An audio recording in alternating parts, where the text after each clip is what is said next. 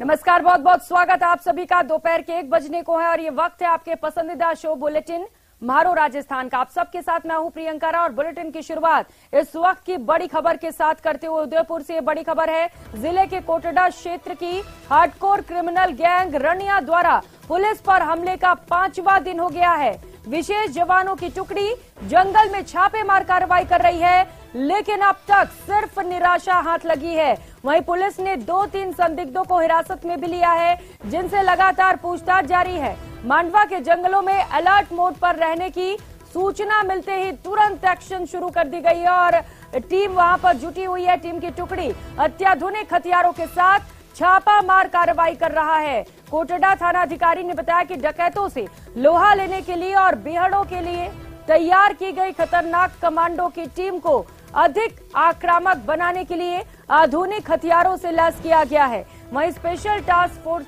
के जवान पिछले 4 दिन से छापे मार रहे हैं। घटना के बाद राजस्थान पुलिस एक्शन मोड में दिख रही है। तो पुलिस पर हमला किया गया था। रनिया गैंग का लगातार सुराग पता लगाने की कोशिश की जा रही है, लेकिन अब तक सुराग हाथ नहीं लग सका है। बड़ी संख्या में तकरीबन 150 से अधिक जवान लगातार अलग अलग जगहों पर सर्च ऑपरेशन चला रहे हैं, लेकिन अब तक गैंग का खुलासा नहीं हो सका है। अब तक गिरफ्तारी नहीं हो सकी है। सहयोगी कमलेश हमारे साथ जुड़ चुके हैं। कमलेश, 150 से अधिक जवान लगे हुए हैं, चप्पे चप्पे पर तैनाती है, फिर भी गैंग का कुछ पता नहीं चल सका है। जी देखिए, बिल्कुल ये जो पूरा मामला है कोटड़ा क्षेत्र के मांडवा पुलिस पर जो हमला हुआ था 4 दिन पहले, रनिया गैंग ने जो हमला किया था, इस हमले के अंदर 7 पुलिसकर्मी घायल। तो उसके बाद जो है कि पुलिस ने स्पेशल टीमें गठित की गई और स्पेशल टास्क फोर्स के जवान भी पिछले 4 दिन से लगातार जो है कि जंगलों में छापे मार रहे हैं और अत्याधुनिक हथियारों से लैस पुलिस भी जवान इस समय तैनात है और लगातार जो है कि इस पूरी गैंग का तलाशी ली जा रही है। लेकिन अब तक पुलिस को कोई सुराग बड़ा हाथ नहीं लगा है। लेकिन बताया जा रहा है कि कुछ लोगों को, संदिग्ध लोगों को हिरासत में लिया गया है, जिससे पूछताछ कर रही है और पुलिस साथ साथ में जो कि सभी तरफ हर जगह रात भर छापेमारी कर रही है और पुलिस का दावा है कि जल्द से जल्द इस गैंग तक पहुंच सकेगी। जी, क्योंकि कमलेश, पुलिस पर हमला हुआ है, खुला चैलेंज दिया गया है पुलिस को। आप कह रहे हैं कुछ लोगों को हिरासत में लेकर पूछताछ की जा रही है, क्या उनसे कुछ सुराग हाथ लगा है और आगे किस तरीके से रणनीति बनाई जा रही है पुलिस की ओर से कि जल्द से जल्द आरोपियों को गिरफ्तार किया जा सके? जी देखिए, बिल्कुल पुलिस द्वारा लगातार जो छापेमारी की जा रही है और कुछ लोगों को जो संदिग्ध थे उनसे हिरासत में लेकर पूछताछ की जा रही है, ताकि कोई सुराग बड़ा हाथ लग सके, ताकि जल्द से जल्द रनिया और उसकी जो गैंग है उन तक पहुंचा जा सके। ऐसे में पुलिस जो है कि दावा कर रही है कि जल्द से जल्द उन तक पहुंचा जा सकेगा। लेकिन रनिया जो है बहुत बड़ा कुख्यात अपराधी और वो हो सकता है कि जंगलों में कहीं छुपा हो, लेकिन जो पुलिस ने चारों तरफ से जंगलों को घेर रखा है और हथियारों से लैस होकर पुलिस लगातार दबिशें दे रही है और लगातार जो है कि तलाश कर रही है। जी कमलेश, जब ये हमला हुआ था कई जवान घायल हुए थे, उनके हेल्थ को लेकर कोई अपडेट है आपके पास? जी देखिए, बिल्कुल अभी जो कि उनकी स्वास्थ्य सभी पुलिसकर्मियों का बिल्कुल स्वस्थ है और ऐसे में उनका इलाज करीब करीब पूरा हो चुका है और कुछ लोगों को छुट्टी भी दे दी गई है। ऐसे में है कि पुलिस के आला अधिकारी भी लगातार मॉनिटरिंग कर रहे हैं। जी, इस गैंग में कुल कितने लोग हैं कमलेश? क्या पुलिस जानकारी जुटा पाई है इस गैंग से रिलेटेड? क्या मकसद रहा होगा इस हमले के पीछे? जी देखिए, बिल्कुल जब ये पुलिस का कर्मी वहां पर उनको गिरफ्तार रनिया और उसके बेटे को करने गई थी, तब मौके पर करीब 30 से 50 लोग मौजूद थे वहां पर, जिन्होंने पुलिस की टीम पर हमला किया और उसके बाद हमला करने के बाद जो है कि सभी लोग फरार हो गए और पुलिस जो है कि लगातार तलाश कर रही है। जी ठीक है कमलेश, बहुत शुक्रिया आपका इन तमाम जानकारियों के लिए। तो रनिया गैंग के लिए सर्च ऑपरेशन लगातार जारी है, लेकिन अब तक कोई सुराग हाथ नहीं लग सका है। चूरू से बड़ी खबर सामने आ रही है। छापर के व्यापारी से रंगदारी मांगी गई है, 2 करोड़ की रंगदारी मांगी गई है। रंगदारी मांगने वाले ने अपना नाम रोहित गोदारा बताया है। पुलिस को सूचना देने पर जान से मारने की धमकी दी गई। पहली कॉल जयपुर और दूसरी कॉल छापर थाना क्षेत्र से आई है। पहले भी रतनगढ़ विधायक को धमकियां मिल चुकी थी। छापर पुलिस ने बिना नंबर की FIR दर्ज कर ली है। तो एक बार फिर से व्यापारी को जान से मारने की धमकी दी गई है और एक बार फिर से रोहित गोदारा गैंग का नाम लिया गया और कहा गया अगर पुलिस को इसके बारे में सूचना दी जाती है तो जान से मार देंगे। लगातार इस तरीके की धमकी भरे फोन कॉल लोगों के पास आ रहा है और ऐसे में सवाल पुलिस की कार्यशैली पर खड़े हो रहे हैं। सवाल इसीलिए खड़े हो रहे हैं कि पुलिस को अब तक इस मामले में कोई सफलता हाथ नहीं लगी और इससे पहले भी जो मामले हो चुके हैं, एक व्यापारी के ऊपर फायरिंग भी की गई और यहां भी पुलिस के हाथ अब तक खाली है। पुलिस आरोपियों को गिरफ्तार नहीं कर पा रही और यही वजह मानी जा रही है कि लगातार अपराधी बेखौफ हो चले हैं। मनोज शर्मा सहयोगी हमारे साथ जुड़ चुके हैं। मनोज, एक और धमकी भरा फोन कॉल आया है, अब क्या कर रही है पुलिस पूरे मामले को लेकर, क्या कहना है पुलिस का? जी बिल्कुल, जो धमकी भरा कॉल है वो छापर के जो व्यवसायी है अमित मोदी, उनके पास आया है। 38 वर्षीय व्यक्ति है जो जयपुर के अंदर भी इनका काम है। इनके पास ये कॉल है। 2 करोड़ की जो रंगदारी है वो मांगी गई है, लेकिन पुलिस के द्वारा अभी किसी तरह की कोई कार्रवाई नहीं की गई है। इससे पहले मैं बता दूं कि जो सुजानगढ़ के अंदर जो व्यापारी है, ज्वेलर शोरूम के जो मालिक है, उनके पास भी धमकी भरा कॉल आया था और उसके बाद में 1 महीने बाद ही उनके शोरूम पे फायरिंग हुई, ताबड़तोड़ फायरिंग हुई और जिसके अंदर किसी की जान भी जा सकती थी। एक व्यक्ति को जो पुलिस कांस्टेबल रमेश मीणा है उनके द्वारा पकड़ा भी गया था, लेकिन बाद में पुलिस के द्वारा अभी भी जो फरार आरोपी थे, 2 आरोपी, उनको अभी तक नहीं दबोचा गया और उसी शोरूम के मालिक को अब दोबारा धमकी है वो मिली है, जिसके अंदर ये कहा गया है कि 3 मई को अंजाम भुगतने के लिए तैयार रहना। इसी तरह जो रतनगढ़ के विधायक है अभिनेश महर्षि, उनके पास जो रंगदारी का मामला आया था, रंगदारी की जो धमकी आई थी, उस धमकी के बाद उनको भी दोबारा धमकी मिली है, जिसके अंदर उनको ये कहा गया था 26 अप्रैल को दोबारा उनके पास कॉल करके धमकी दी गई थी कि जो सुजानगढ़ में जो व्यक्ति है, जिस आरोपी को पकड़ा गया है, उसको छुड़ाया जाए, वरना आप भी अंजाम भुगतने के लिए तैयार है ना। इस तरह लगातार जो धमकियों वाली रंगदारी के जो मामले हैं वो चूरू जिले के अंदर बार बार देखे जा रहे हैं और जिसके अंदर नाम जो आ रहा है वो रोहित गोदारा का नाम आ रहा है। बार बार से रोहित गोदारा के नाम से धमकी दी जा रही है, रंगदारी की जा रही है और ऐसा ही मामला वापस जो छापर है, एक छोटा सा कस्बा है जहाँ के एक अमित मोदी है, उनके 38 वर्षीय जो अमित मोदी है उनको कॉल करके धमकी दी गई है, उनको भी अंजाम। बिल्कुल मनोज, बार बार रंगदारी के लिए फोन कॉल्स आ रहे हैं, धमकी मिल रहे हैं व्यापारियों को और ऐसे में सवाल पुलिस की कार्यशैली पर खड़े हो रहे हैं क्योंकि पुलिस को सफलता नहीं मिल पा रही है, पता नहीं लगा पा रही है पुलिस कि आखिर ये फोन कॉल्स आ कहां से रहे हैं। बहुत शुक्रिया आपका इन तमाम जानकारियों के लिए। खबरों में आगे बढ़ेंगे। मुख्यमंत्री अशोक गहलोत 2 दिन के कर्नाटक के दौरे पर हैं। स्पेशल प्लेन से बेंगलुरु पहुंचे हैं मुख्यमंत्री अशोक गहलोत। बेंगलुरु में 3 जनसभा को संबोधित करेंगे। चिकपेट विधानसभा क्षेत्र में जनसभा को संबोधित करेंगे तो वहीं शाम तकरीबन 4:30 बजे बसवागुड़ी विधानसभा क्षेत्र में जनसभा को संबोधित करेंगे और इसके बाद शाम 6 बजे गांधीनगर विधानसभा क्षेत्र में जनसभा को संबोधित करेंगे। बेंगलुरु में कांग्रेस प्रत्याशी दिनेश गुंडूराव यूबी वेंकटेश के लिए प्रचार प्रसार भी करेंगे। मैंगलोर में रात्रि विश्राम भी करेंगे मुख्यमंत्री अशोक गहलोत और आपको बता दें इस दौरान पीसीसी अध्यक्ष गोविंद सिंह डोटासरा भी उनके साथ मौजूद हैं। सहयोगी बाबूलाल हमारे साथ जुड़ चुके हैं। बाबूलाल, कर्नाटक दौरे पर है मुख्यमंत्री अशोक गहलोत, कई खास कार्यक्रम हैं, एक स्टार प्रचारक के तौर पर आज शुरुआत कर रहे हैं, क्या तैयारी से लेकर और क्या क्या कार्यक्रम आज मुख्यमंत्री अशोक गहलोत के? जी देखिए, आज अशोक गहलोत का व्यस्त शेड्यूल है पूरे का आज कर्नाटक में और अभी लैंड किया उन्होंने, उसके बाद में वो चिकपेट जा रहे हैं, वहां पर वो कांग्रेस के कार्यकर्ताओं को संबोधित करेंगे, जनसभाओं को संबोधित करने का कार्यक्रम है, कुछ रोड शोज में भी हिस्सा लेंगे और उसके बाद में वो पत्रकारों से रूबरू होंगे। तो आज दिन भर उनका 4 जगहों पर कार्यक्रम है और अशोक गहलोत जो है वो कर्नाटक में जाने पहचाने हैं। जब 1978 में इंदिरा गांधी ने यहाँ से चुनाव लड़ा था इमरजेंसी के ठीक बाद में चिकमंगलुरु से, तब उस वक्त भी उन्होंने यहाँ पर बहुत काम किया था। तो पिछले 30-40 साल में जितना भी चुनाव हुआ है तो उस हर चुनाव में अशोक गहलोत आते जाते रहे हैं। यहाँ के जो राजनेता हैं वो उनसे जाने पहचाने हैं, हर चुनाव में उनकी महत्वपूर्ण भूमिका रही है। सोनिया गांधी ने भी यहाँ से चुनाव लड़ा था बेलारी से, तो गांधी खानदान से उनका बहुत नजदीकी रिश्ता रहा है। तो ऐसी सूरत में जब भी कर्नाटक में चुनाव होते हैं अशोक गहलोत आते हैं और इस बार वो स्टार प्रचारक हैं। साथ ही राजस्थानी समुदाय यहाँ पर बहुत बड़ा वोट है तो उसको भी साधने की वो कोशिश करेंगे। इसके अलावा जो राजस्थान की सरकार ने एक से बढ़कर एक सौगातें दी है प्रदेश में, तो उनका भी वो यहाँ पर जिक्र करेंगे। और कांग्रेस यहाँ की जनता से वादा कर रही कि जिस तरह से राजस्थान में अशोक गहलोत की सरकार ने लोगों की जिंदगी को खूबसूरत बनाने के लिए, गरीबी को दूर करने के लिए आम जनता को जो राहतें दी है, ठीक उसी तरह की राहत यहाँ पर भी दी जाएगी। तो कांग्रेस जो माहौल यहाँ पर है उसको और आगे ले जाना चाहती है और उसमें अशोक गहलोत अपनी भूमिका निभाना चाहते हैं। इसलिए 2 दिन वो आज और कल कर्नाटक में तूफानी दौरा कर रहे हैं, प्रचार कर रहे हैं और यहाँ की जनता से कांग्रेस को वोट देने की अपील कर रहे हैं।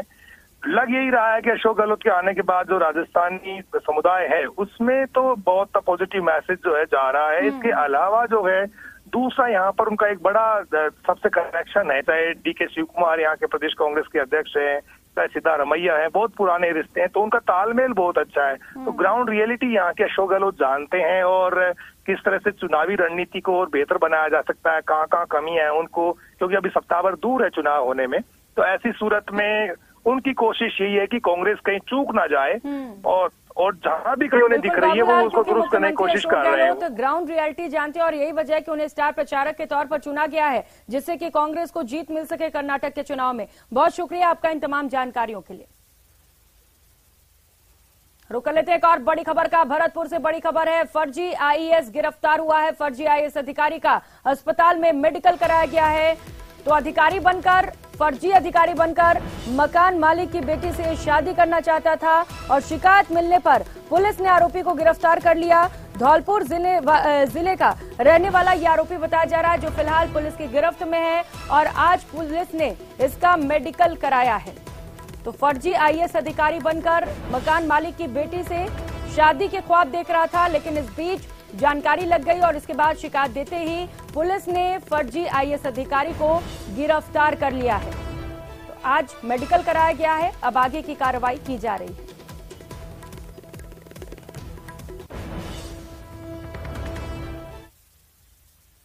रुक लेते हैं एक और बड़ी खबर का। भरतपुर से बड़ी खबर है, सैनी समाज के आंदोलन का आज 11वां दिन है। गांव अरौदा के पास जाम लगा दिया गया है। 11वें दिन भी लगातार इंटरनेट पर पाबंदी है। इंटरनेट बंद होने से लोगों की परेशानियां बढ़ गई हैं। 21 सदस्यीय प्रतिनिधिमंडल जयपुर के लिए रवाना हो चला है। जयपुर में ओबीसी आयोग के साथ आज अहम बैठक होने वाली है। बैठक में आरक्षण को लेकर बड़ा फैसला लिया जाएगा। तो आज बैठक की जा रही है। ओबीसी आयोग के साथ एक प्रतिनिधिमंडल बैठक करेगा और इस बैठक को बेहद खास माना जा रहा है, क्योंकि इस बैठक के बाद ही आगे की दशा और दिशा तय की जाएगी। प्रदर्शनकारियों ने पहले ही साफ कर दिया था कि 1 मई को जो बैठक होगी उसमें जो फैसला होगा वही मान्य होगा और उसी के बाद ये डिसाइड करेंगे कि इस प्रदर्शन को आगे जारी रखना है, स्थगित करना है, खत्म करना है या और भी ज्यादा उग्र करना है। तो आज की बैठक काफी महत्वपूर्ण है और लगातार न्यूज 18 राजस्थान इस बैठक से जुड़ी पल पल की अपडेट आप तक पहुंचाता रहेगा।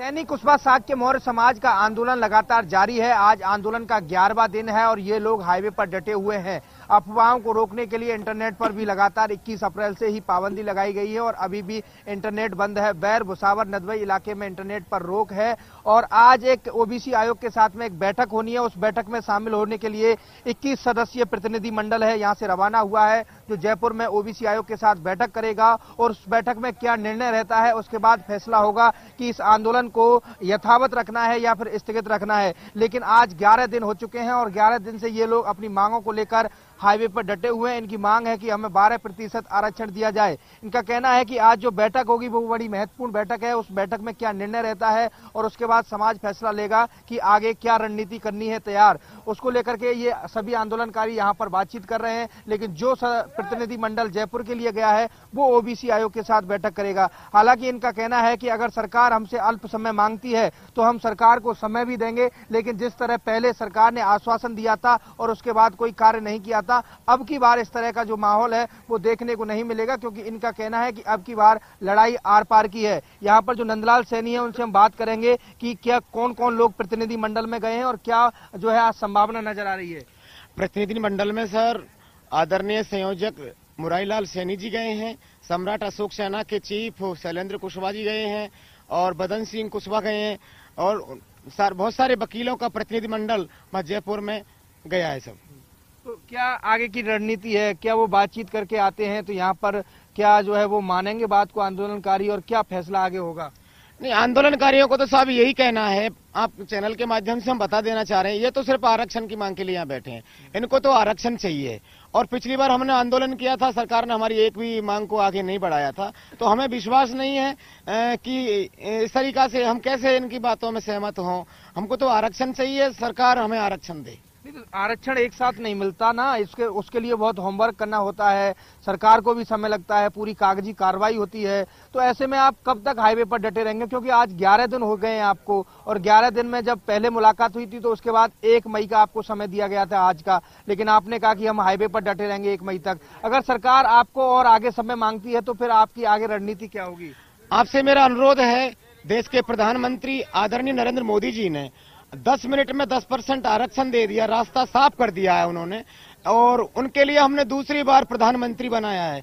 तो मैं अनुरोध करूंगा प्रधानमंत्री जी से कि राजस्थान सरकार को आप आदेश दें और उनसे कहें कि इनकी मांग को जल्दी से जल्दी सुलझाया जाए, और हम ही ऐसे, ये समाज है, ये माली सैनी कुशवाहा साहब के मौर्य समाज जो आरक्षण से वंचित है, और इनका आप तुरंत फैसला करें, हम आपसे उम्मीद करते हैं। ये तो स्टेट का मामला है, मुख्यमंत्री के ऊपर डिपेंड नहीं, ये स्टेट का मामला है, लेकिन जब संसद में 10% आरक्षण पास हुआ था तो यहाँ लागू भी तो स्टेट ने किया था, उनको सभी स्टेटों में वो लागू हुए थे, विधानसभा ने पास किया था। तो राजस्थान की विधानसभा से हम अनुरोध करते हैं सभी एमएलए एमपीओ से कि वो भी इसमें सहयोग करें, हमको आरक्षण दिलाएं। कैमरा पर्सन भवानी के साथ दीपक पुरी, न्यूज 18 अरोदा।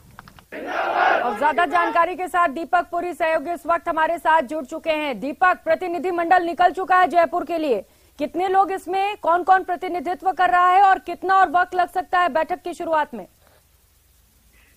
देखिए प्रियंका, कुछ देर बाद ही जो बैठक है ओबीसी आयोग के साथ वो प्रतिनिधि मंडल की शुरू होगी, और प्रतिनिधि मंडल में जो आंदोलन के संयोजक हैं मुरारी लाल सैनी, साथ ही जो इसके मुख्य सचिव हैं बदन सिंह कुशवाहा, और जो युवा सम्राट सेना के जो अध्यक्ष हैं शैलेंद्र कुशवाहा सहित अन्य लोग मौजूद हैं, और इनकी एक लीगल टीम भी इनके साथ मौजूद है जो इस पूरे आंदोलन को मामले को जो है देख रही है। वो लीगल टीम भी साथ में मौजूद है। 21 सदस्यीय ये पूरा प्रतिनिधि मंडल है जिसकी मुलाकात ओबीसी आयोग के साथ में जो बैठक होनी है, और कुछ देर बाद ही ये बैठक शुरू हो जाएगी। 1 बजे का टाइम बैठक के लिए दिया गया था, लेकिन थोड़ी लेट है बैठक, और बैठक में क्या कुछ महत्वपूर्ण निर्णय रहता है, क्या सकारात्मक वार्ता रहती है, उसके बाद जो प्रतिनिधि मंडल है वो आंदोलन स्थल पर आएगा, और आंदोलन स्थल पर पूरे मामले की चर्चा की जाएगी कि ये हम बात करके आए हैं सरकार से और इतना वक्त सरकार ने हमसे मांगा है। उसके बाद आंदोलनकारियों की क्या रणनीति रहती है, किस तरफ रुख रहता है आंदोलनकारियों का, ये इस बैठक में डिपेंड करेगा कि बैठक में निर्णय क्या होता है, उसके ऊपर डिपेंड करेगा। हालांकि आंदोलनकारियों से जब प्रतिनिधि मंडल निकल गया उसके बाद हमारी बात हुई तो सभी का ये कहना है कि हम अब 12% जो आरक्षण की बात है उस पर अगर सरकार सही तरह से निर्णय लेती है तभी हम इस आंदोलन को समाप्त करेंगे, नहीं अभी तक हम हाईवे जाम करके बैठे, अब हम रेलवे ट्रैक की तरफ भी कूच करेंगे, ये उन आंदोलनकारियों का कहना है। इनका सबसे बड़ा जो पेच है ना वो यहाँ अटकता है कि जो प्रतिनिधि मंडल गया है वार्ता के लिए उनकी बात को कितना आंदोलनकारी मानते हैं और कितना इनको जो है ये जो पूरा मामला है इस पर निर्णय लेने के लिए मजबूत करते हैं, ये बड़ा महत्वपूर्ण जो है देखने को विषय इसमें मिलता है। क्योंकि पिछली बार भी यही हुआ था कि जो प्रतिनिधि मंडल ने मुख्यमंत्री अशोक गहलोत से मुलाकात की थी और ये कमेंटमेंट हुआ था कि हम आपको ओबीसी आयोग के लिए चिट्ठी लिख रहे हैं, आप जाके आंदोलन समाप्त करो। लेकिन जो प्रतिनिधि मंडल वहां से आया था उनकी एक भी बात आंदोलनकारियों ने नहीं मानी और आंदोलनकारियों ने रुख किया कि हम 2 मई तक आंदोलन स्थल पर बैठे रहेंगे। उसके बाद मजबूर होकर के जो संयोजक हैं, जो प्रतिनिधि मंडल है, उसने भी फिर कहा कि अब 2 मई तक बिल्कुल दीपक, और दिक्कत तो यही आ रही है ना कि जो प्रतिनिधि मंडल बातचीत करके पहुंच रहा है उसकी बात तो ये मान नहीं रहे हैं। हालांकि आज की बैठक बेहद अहम है, आप नजर बनाए रखिएगा क्या कुछ होता है इस बैठक में, इस पर भी हम अपडेट देते रहेंगे। और इस बीच इस वक्त की बड़ी खबर और बड़ा अपडेट सैनी समाज से जुड़ी, ये बड़ी खबर सामने आ रही है। सैनी समाज की प्रेस कॉन्फ्रेंस होगी 4 जून को, प्रेस कॉन्फ्रेंस का आयोजन किया जाना है। सैनी समाज का सम्मेलन होगा विद्याधर नगर स्टेडियम में, ये सम्मेलन आयोजित किया जाएगा। जनसंख्या के आधार पर आरक्षण की मांग की जा रही है। सम्मेलन में राजस्थान सहित कई राज्यों के लोग हिस्सा लेंगे। आरक्षण के मुद्दे पर पूरा समाज एकजुट है, तो पूरा सैनी समाज आरक्षण की मांग पर एकजुट हो चला है और इसे लेकर विद्याधर नगर स्टेडियम में सम्मेलन का आयोजन किया जाएगा। प्रेस कॉन्फ्रेंसिंग की जाएगी। 4 जून को सैनी समाज का सम्मेलन आयोजित किया जाएगा। तो अब सैनी समाज आर पार के मूड में है और इसे लेकर एक खास सम्मेलन का भी आयोजन किया जाएगा। रुक लेते एक और बड़ी खबर का। करौली से खबर है। धौलपुर सांसद डॉक्टर मनोज राजौरिया की जुबान फिसल गई। सांसद ने कहा कि आगामी विधानसभा चुनाव में कांग्रेस की सरकार आएगी। हालांकि बाद में उन्होंने माफी मांगते हुए कहा कि कांग्रेस सरकार जाएगी और भाजपा की सरकार आएगी। सांसद की जुबान फिसलने का वीडियो सोशल मीडिया पर जमकर वायरल हो रहा है। राजस्थान में वापस कांग्रेस की सरकार आएगी और कोई भी गरीब से कोई अधिकारी कर्मचारी कुर्ता लेने की हिम्मत नहीं कर पाएगा।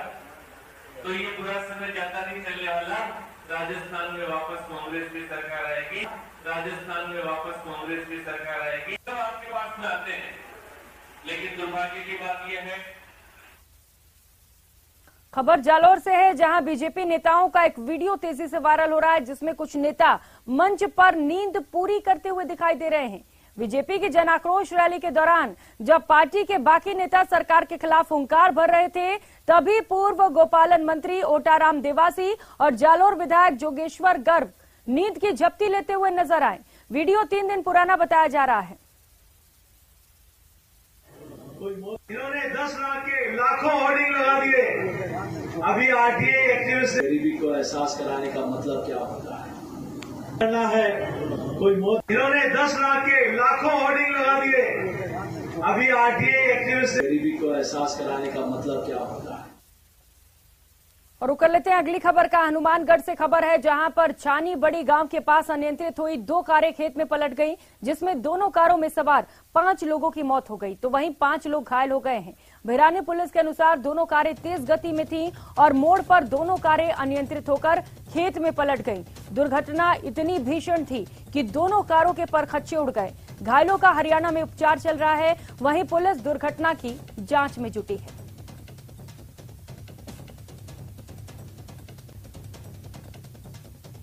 तो भयंकर हादसा हुआ है, जिसकी तस्वीर आप देख पा रहे हैं। बताया जा रहा है कि तेज रफ्तार में ये दोनों कारें चल रही थी और इसी दौरान अचानक से मोड़ आ जाने पर एक कार खेत में पलट गई और उसके पीछे आ रही दूसरी कार भी खेत में पलट गई।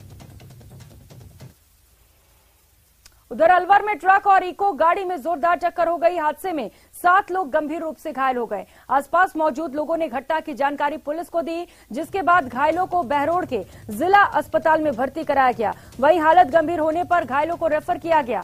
हादसे के बाद से ट्रक चालक मौके से फरार है।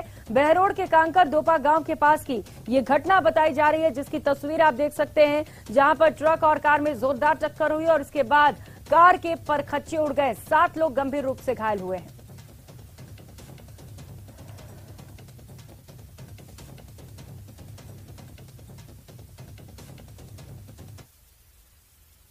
उधर बाड़मेर के समदड़ी से खबर है, जहां पर अस्पताल में पानी भर गया है। रात को हुई बारिश से अस्पताल के पूरे परिसर में पानी भरा हुआ है, जिससे कि वहां पर व्यवस्थाएं चरमरा गई हैं। परिसर में घुटनों तक पानी जमा हो चुका है। मरीजों और परिजनों को भी परेशानी झेलनी पड़ रही है। तस्वीर आप देख पा रहे हैं, जहां पर कल रात जोरदार बारिश हुई और कुछ ही घंटों की बारिश के बाद प्रशासन की पोल खुलती हुई नजर आई। अस्पताल के अंदर की ये तस्वीर आप देख पा रहे हैं, जहां पर घुटने तक पानी भरा हुआ। ऐसे में सवाल उठ रहे हैं कि अभी तो बारिश की शुरुआत भी नहीं हुई, उससे पहले ही इस तरीके की तस्वीरें।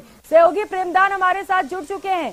प्रेमदान, क्या अपडेट है? पानी निकाल सके हैं वहां से अभी तक? देखिए, मैं आपको बताना चाहूंगा कि जो समदड़ी हॉस्पिटल की जो ये तस्वीरें दिख रही है, इस हॉस्पिटल के अंदर जो पानी भरा होता है, इसको लेकर ये मोटरें लगा दी गई है। मोटरों से पानी बाहर निकाला जा रहा है। ऐसे में ये कह सकते हैं कि रात को जो बारिश आई, उसके बाद में आज पूरा सुबह से लेकर अब तक मरीजों को, चिकित्सकों को काफी परेशानी का सामना करना पड़ा। हमारे चिकित्सकों के बाद उनका भी कहना है कि अभी हॉस्पिटल जो है वो नया बन रहा है। ये पुराना बिल्डिंग है, इसकी जो डिजाइन है वो सही नहीं थी। इसी वजह से जो पानी था वो शहर का पानी पूरा का पूरा हॉस्पिटल के अंदर घुस गया और इसकी वजह से ये समस्याओं का सामना करना पड़ा। हालांकि अब पानी को मोटरों के जरिए से बाहर निकलवा जा रहा है। ठीक है, नया अस्पताल बन रहा है, लेकिन अभी तो यहाँ मरीजों का इलाज चल रहा है। और क्या गारंटी है कि आगे जब बारिश होगी तो इस तरीके की तस्वीरें नहीं देखने को मिलेंगी? देखिए, बारिश होगी उस समय तस्वीरें, जब तक इस हॉस्पिटल है तो इस हॉस्पिटल में, क्योंकि इसमें सबसे बड़ी कमी ये है कि ड्रेनेज सिस्टम नहीं है, पानी की बाहर निकासी का कोई भी रास्ता नहीं है। तो ऐसे में पानी सिर्फ मोटरों के जरिए ही निकाला जा सकता है, क्योंकि ये जमीनी स्तर से नीचे आ रखी है हॉस्पिटल। तो परेशानी तो है, इसमें कोई दो राय नहीं है। और पहली बारिश बाड़मेर के अंदर ये बेमौसम बारिश हुई, इसके अंदर इस तरीके की स्थिति है। तो बारिश के दिनों में इस हॉस्पिटल के अंदर मरीजों की और डॉक्टरों की और जो वहाँ पहुंचने वाले लोगों की स्थिति किस तरीके की होगी, और ये देखने वाली बात होती है। लेकिन हाँ, कि एक बार मोटरों से पानी को बाहर निकाल दिया जाता है, उसके बाद में रूटीन का काम होता है। जी बिल्कुल प्रेमदान, हम अंदाजा भी लगा सकते हैं कि मरीज वहां पर किस कदर परेशान होंगे जब वार्ड के अंदर और बेड तक पानी पहुंच चुका है। लेकिन प्रेमदान, आप कह रहे हैं ड्रेनेज की व्यवस्था नहीं है, ये तो बड़े सवाल खड़े कर रहा है। इतना बड़ा अस्पताल बना दिया और ड्रेनेज की व्यवस्था ही नहीं रखी, तो बड़ी लापरवाही है।